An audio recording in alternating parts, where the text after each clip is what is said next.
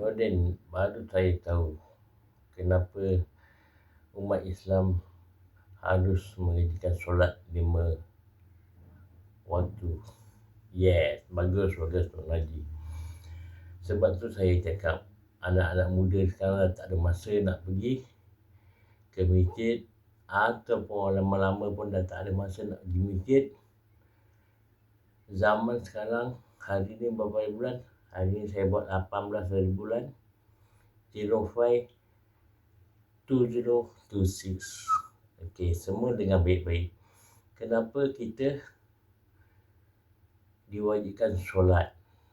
Sebab tu siapa-siapa yang belajar tasawuf, yang tak perlu solat lagi kan, dengar baik-baik. Bukan Abang Nordin tak tahu, dia cakap Abang Nordin tak tahu apa tu solat dan imun.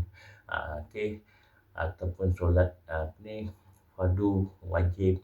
Sebab solat dan imun tu itulah solat roh. Kita zikir dengan Allah kan. Tapi solat wajib ni sebab apa? Sebab solat wajib ni kita memperbarui iman dan Islam kita. Sebab tu dalam solat kita ada 2 kalimah syahadat, boleh faham, dan bersalawat ke atas junjungan Nabi Muhammad sallallahu alaihi wasallam, boleh faham. Budak-budak yang belajar tasawuf dah tak perlu semayang lagi. Mana-mana guru korang tinggalkan, cari guru baru. Okey? Sebab dalam solat lah 5 waktu tu, apa-apa solat ada 2 kalimah syahadat dan selawat ke atas junjungan Nabi Muhammad SAW, memperbarui iman dan Islam kita. Kasih contoh anak-anak muda semua, kalau korang tak solat, tak ada selawat, tak ada memperbarui iman 2 kalimah syahadat, iaitu asyhadu an la ilaha illallah wa asyhadu anna Muhammad Rasulullah. Itu kita kita mengucap 2 kalimah syahadat, memperbarui Islam dan iman kita. Bukan kita solat dan imun yang belajar tasawuf dah tak perlu semayang lagi. No. Cari guru-gurunya mursyid. Sebab tu ini syariat Nabi Muhammad SAW, lakukan solat 5 waktu hingga dia wafat, hingga kaki bengkak-bengkak. Boleh faham? Dan kalian main cakap, kenapa? Contoh kalau main cakap, sebab tu Allah ada sayang umat Nabi Muhammad SAW. Dia tak nak umat Nabi Muhammad SAW masuk neraka.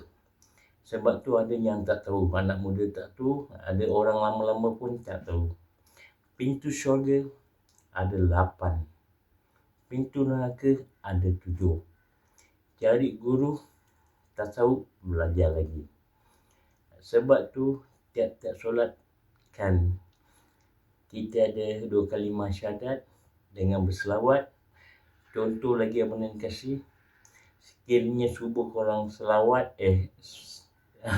korang solat, korang keluar rumah je, korang heart attack ke, ataupun korang jalan kena accident, langgar kereta, whatever, mati kan, korang mati dalam iman dan Islam. InsyaAllah syurga lah tempatnya. Sebab apa?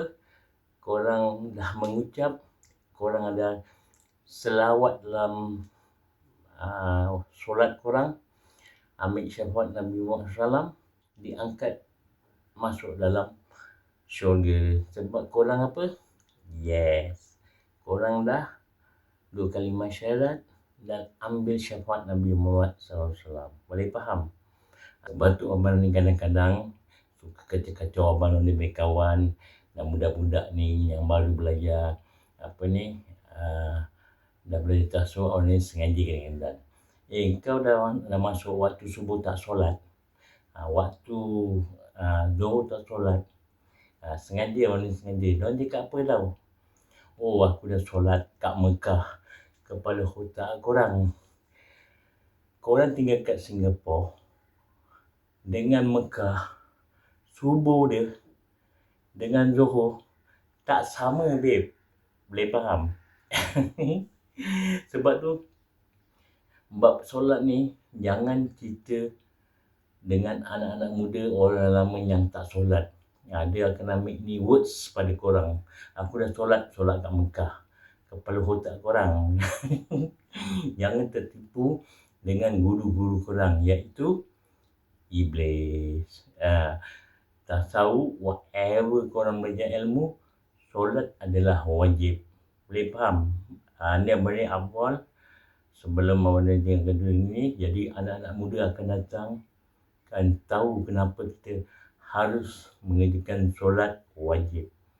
Kerana tiap-tiap waktu solat kita memperbarui iman dan Islam kita. Boleh faham? Anak-anak muda dan juga orang lama yang belajar tasawuf tak perlu solat. Kepala otak korang.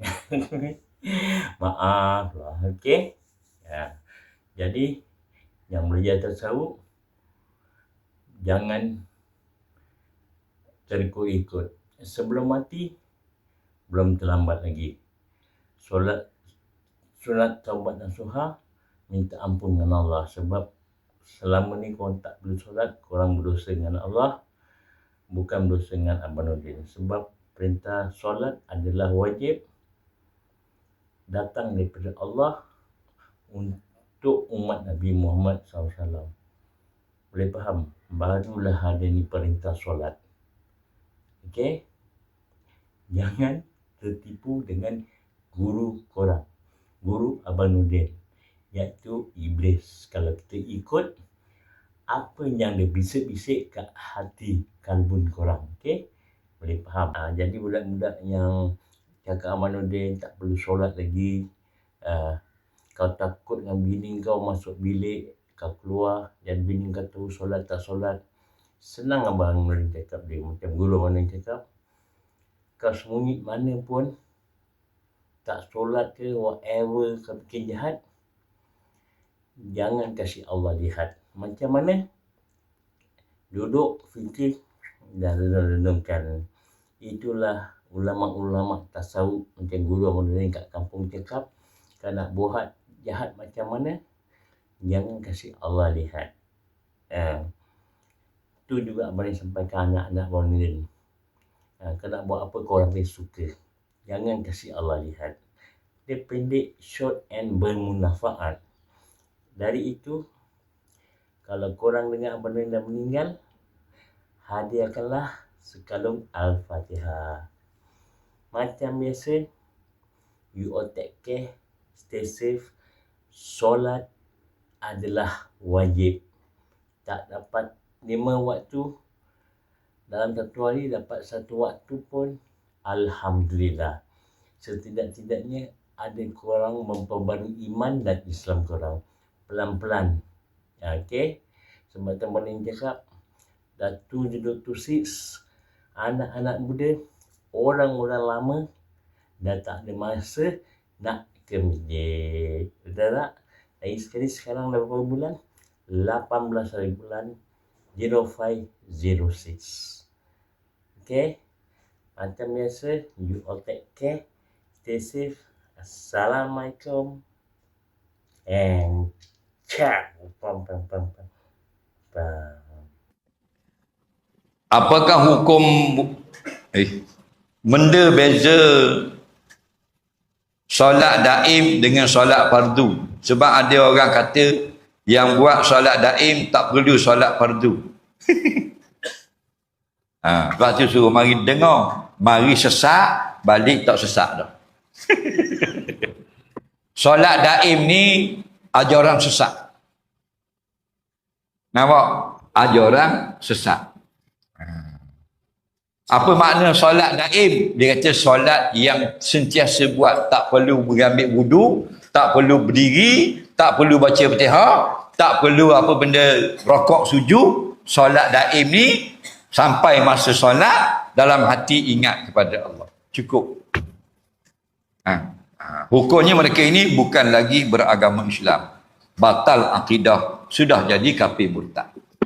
Orang yang meninggal semayang kerana malas. Ni ramai golongan kita.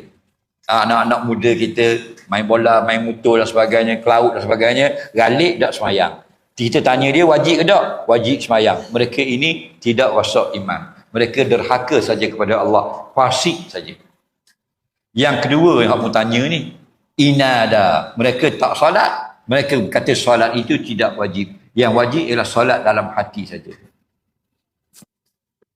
Nampak? Lepas tu bagi solat tu daim. Solat, kalau solat sentiasa rokok sujud, macam mana kita nak kerja?